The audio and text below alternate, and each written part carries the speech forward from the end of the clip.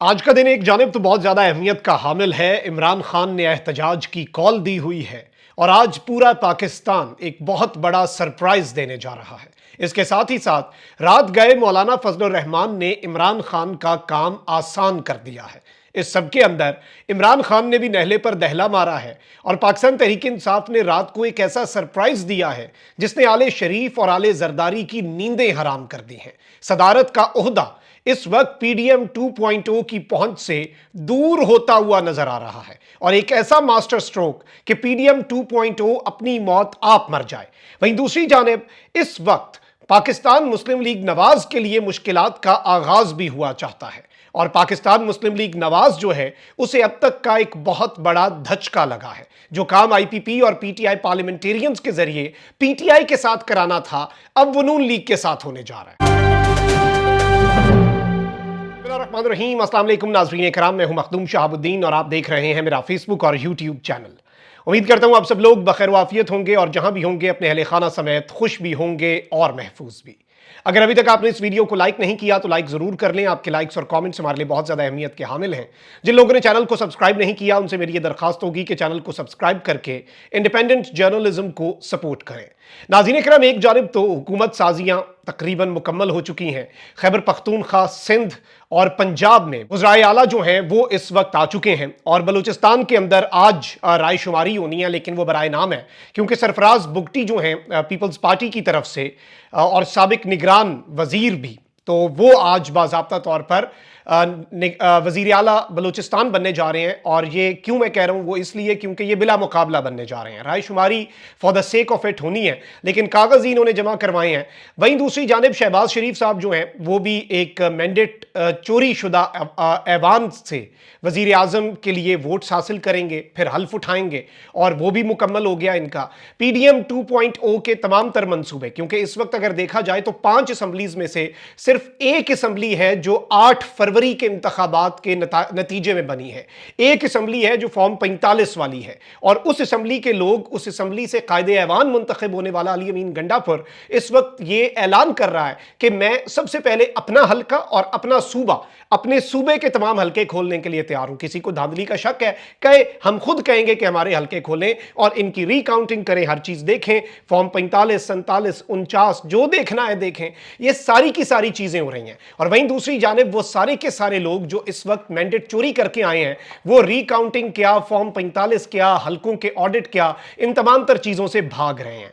अब इस सब के अंदर एक तरफ तो आप ये देखें कि पीटीआई पार्लियामेंटेरियंस क्यों बनाई गई। जो परवेज खटक की जमात थी जो कि खत्म हो चुकी है, इमरान खान को खत्म करने का ख्वाब देखने वाले जहांगीर तरीन अपनी रही सही सियासत भी खत्म कर चुके हैं और ये सब कुछ हमारे सामने हो रहा है, ये सब कुछ हमें नजर आ रहा है, ये किसी से ढका छुपा नहीं रहा। अब इस सब के अंदर नून लीग को बहुत बड़ा डेंट पड़ने जा रहा है। एक चीज याद रखिएगा कि नून लीग का वोट बैंक नहीं रहा बल्कि अब एंटी वोट है। मैं आपको इसकी एग्जांपल ये दे देता हूं और ये आप किसी भी पंजाब के सियासतदान से कंफर्म कर लें, चाहे वो किसी भी सियासी जमात से, अगर आपका किसी से जाती ताल्लुक है तो वो शायद आपको अपनी कैंडिडेट गुफ्तगू में ये बात कंफर्म कर दे कि एक इंडिपेंडेंट अगर बहुत ही अच्छा कैंडिडेट है जिसके अपने हल्के में 50,000 वोट है, वो इंडिपेंडेंट खड़ा हो जाए तो लोग पीटीआई के कैंडिडेट के बजाय उसे 50,000 वोट दे दें। लेकिन अगर वो नून लीग की टिकट पे खड़ा हो जाए तो उसका वो अपना 50,000 वोट भी कैंसिल आउट हो जाएगा नफरत के वोट पे। और इस वक्त ये चीज सबको पता है। ताकतवरों के बड़े बड़े नुमाइंदे, फैसल वाडा साहब ताकतवरों के बहुत करीब, कहते हैं नून लीग का आखिरी इक्तदार है, मजे ले लें।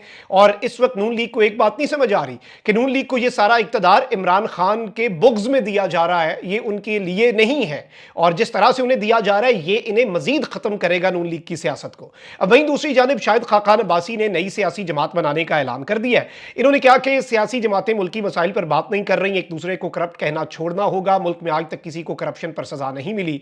इन्होंने कहा कि मुल्क के अंदर एक नई सियासी जमात बना रहे हैं, मुल्क के मसाइल देखें और उनका हल निकालें। आई पर्सनली थिंक कि देखें, पीटीआई के खिलाफ जो कुछ करना था वो कर लिया। पीटीआई के खिलाफ जितनी जमातें बननी थी, जितने बंदे तोड़ सकते थे वो तोड़ दिए, उन लोगों का मुस्तकबिल भी लोगों ने देख लिया। अब अगर ये एक नई सियासी जमात बनती है, नई सियासी जमात में कोई नई इंडक्शन तो होनी नहीं है कि इन्होंने अखबार में सियासतदानों की भर्तियों के लिए इश्तिहार दे देना है। इसमें कौन लोग आएंगे? इसमें वो लोग आएंगे जो नून लीग का वोट बैंक, जो कि इस वक्त एग्जिस्ट ही नहीं करता, उस चीज से तंग है। और इस वक्त जो अभी इनके साथ मजीद होना है ये पीडीएम 2.0 ने जो गंद का टोकरा अपने सर पे उठाया है। देखिए, मुश्किल फैसले तो पीटीआई वालों को भी करने पड़ने हैं, इसमें कोई दूसरी राय नहीं है।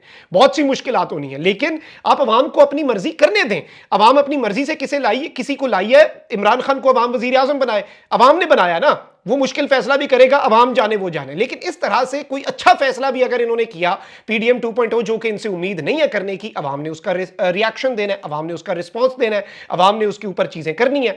अच्छा, वहीं दूसरी जानिब कुछ और चीजें भी हैं। नवाज शरीफ साहब जो हैं, अब इन्हें मौलाना फजलुर रहमान साहब की याद सताना शुरू हो गई है, और कप्तान की दूरअंदेशी को सलाम करना होगा कि जब देखा कि मौलाना फजलुर रहमान साहब थोड़ा सा अपनी उससे हट रहे हैं लाइन से, तो इमरान खान साहब ने इधर से कहा कि मौलाना फजलुर रहमान को एक मिस कॉल दें।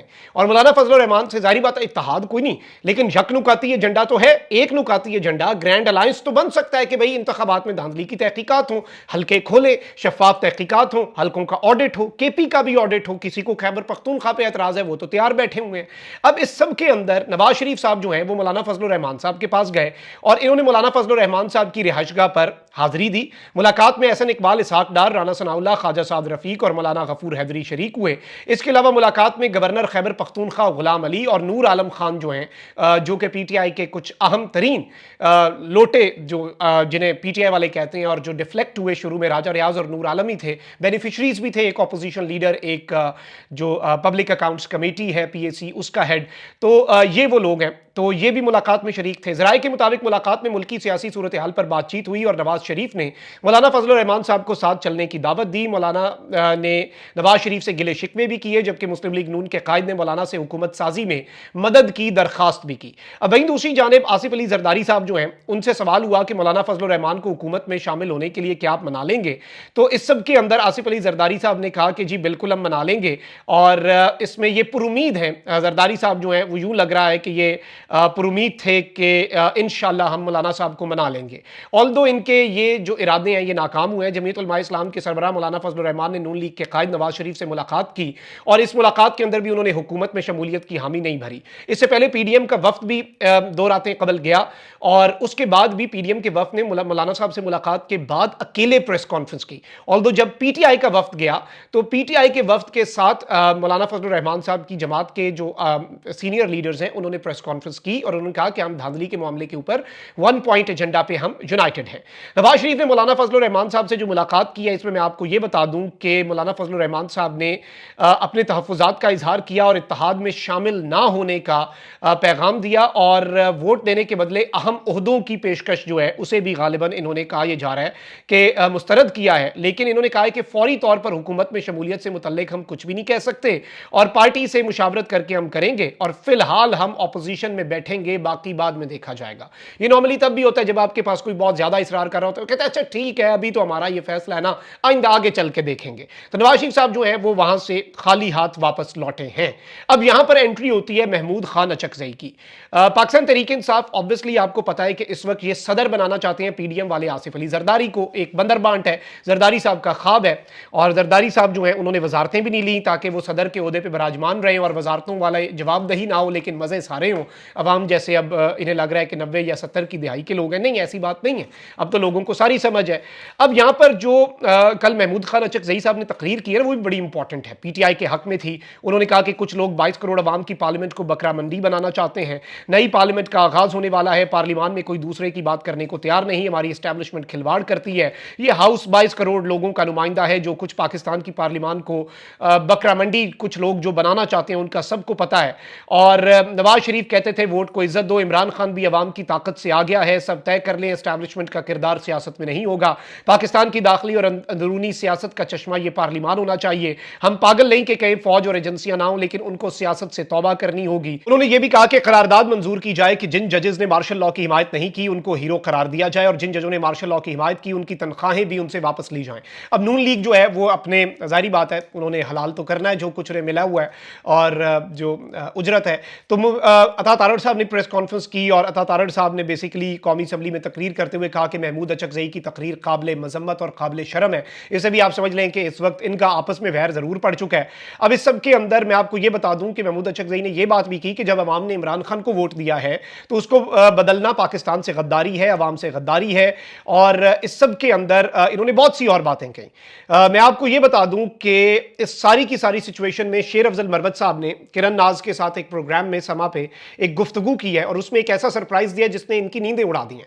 पीटीआई ने यह कहा है कि जी हो सकता है कि हमारी तरफ से सदर के उम्मीदवार महमूद खान अचकज़ई हों। Now this is a very big surprise, a surprise to the establishment. Mahmood Khan Achakzai extremely anti establishment politics करते हैं। इसके साथ ही साथ ये जरदारी साहब को भी एक मैसेज है, क्योंकि इतना ईजी तो नहीं है। पंजाब के अंदर भी काबिल जिक्र पीटीआई के पास एमपीएज हैं, खैबर पख्तूनख्वा में क्लीन स्वीप है, इसके अलावा महमूद खान अचकज़ई का अपना इन्फ्लुएंस है। साथ ही साथ नेशनल असम्बली के अंदर भी इनके पास सीट्स हैं।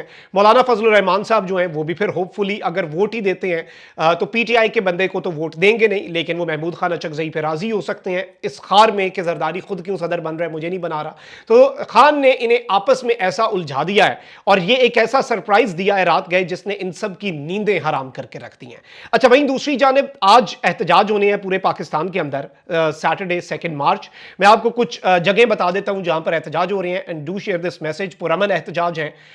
इस सब में लाहौर में जीपीओ चौक, गुजरात में कचहरी चौक, वजीराबाद में लाहौरी गेट, हाफजाबाद और मंडी बाउद्दीन में प्रेस क्लब, सियालकोट में ड्रामा वाला चौक, नारोवाल में जसर बाईपास, गुजरांवाला में टैंकी वाला चौक, पिंडी बाईपास डीसी ऑफिस, ननकाना साहब में इलेक्शन कमीशन ऑफिस, शेखुपुरा में प्रेस क्लब सिटी और कोट अब्दुल मालिक, कसूर में मस्जिद नूर चौक और कचहरी चौक। इसके साथ ही साथ रावलपिंडी में लियाकत रोड, अटक में अटक सिटी फवारा, खुशाब में डीसी ऑफिस जोराबाद, मियांवाली में दाऊद खेल बैंक चौक, हरनोई वैन भचरा रो मोड़ और टब्बी सर चौक, सरगोदा में कोट मोमन का मिगी चौक है, जेलम में district election commission office Jhelum, Bhakkar में कलोर कोट, तलागंग में मियां चौक, चकवाल में भून चौक। इसके अलावा फैसलाबाद में NAA 98 का कॉलेज चौक, तहसील समुंदरी, चनियोट में प्रेस क्लब, टूबा टेक सिंह में प्रेस क्लब, झंग में प्रेस क्लब, ओकाड़ा में MA जिना रोड, साहिवाल में प्रेस क्लब और पाक पतन में प्रेस क्लब और आरिफ वाला प्रेस क्लब जो है यहां पर एहतजाज होने। ये पंजाब के सिर्फ एहतजाज के मैंने आपको मकामात बताए हैं।